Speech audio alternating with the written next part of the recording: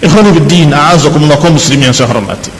Masalah marah adalah perkara yang Rasulullah sallallahu alaihi wasallam jadikan sebagai wasiat khusus pada salah seorang sahabat ketika bertanya kepadanya, "Ya Rasulullah, ausini, berikan wasiat kepadaku."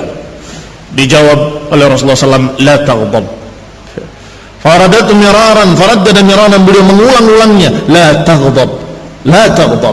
Tidak ada wasiat lain kecuali satu, jangan marah. Kenapa demikian?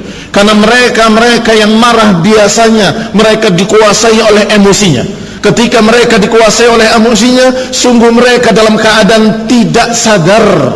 Ya, ini orang-orang yang tidak memiliki bimbingan, tidak memiliki pikiran sehat.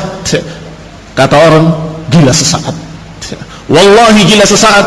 Setelah dia marah, turun marahnya, baru dia berpikir, kenapa kok saya sampai membanting gelas? Kenapa saya harus memecahkan kaca rumah saya sendiri? Kenapa saya kok bodoh?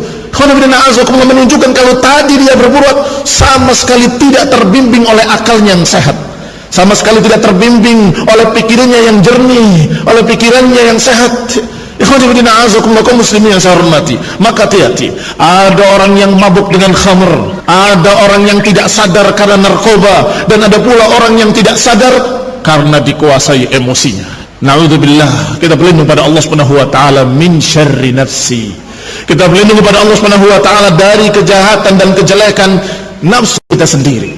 Ikhwani fillah, kaum muslimin yang saya hormati, siapa-siapa yang bisa menahan amarahnya, maka merekalah orang yang memiliki akhlak yang mulia, orang yang bisa melakukan sesuai dengan bimbingan Quran wa sunnah. Apakah ini tepat atau tidak tepat? Apakah ini adalah sesuatu yang halal ataupun yang haram? Apakah ini akan jadi baik atau ini jadi jelek? Akan bisa berpikir jernih ketika dia menahan amarahnya. Wal qadhiminal ghaidha wal 'afina 'anil nas, kata Allah. Orang-orang yang beriman adalah orang-orang yang menahan amarahnya dan memaafkan manusia.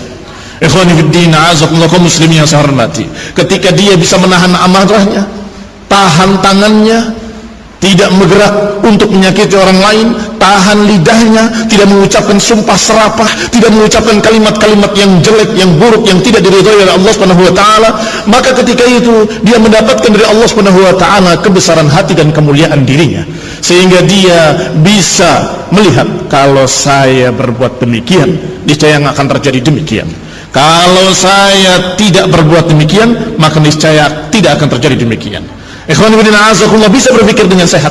Tetapi mereka yang memuaskan hawa nafsunya, nafsu amarahnya, memuaskan emosinya, biasanya dia tidak berpikir sama sekali apa yang akan terjadi nanti akibatnya. Ikhwan fillah, a'azakumullah, padahal orang-orang yang beriman dikatakan oleh Rasulullah SAW, akmalul mu'minina imanan ahsanuhum khuluqan.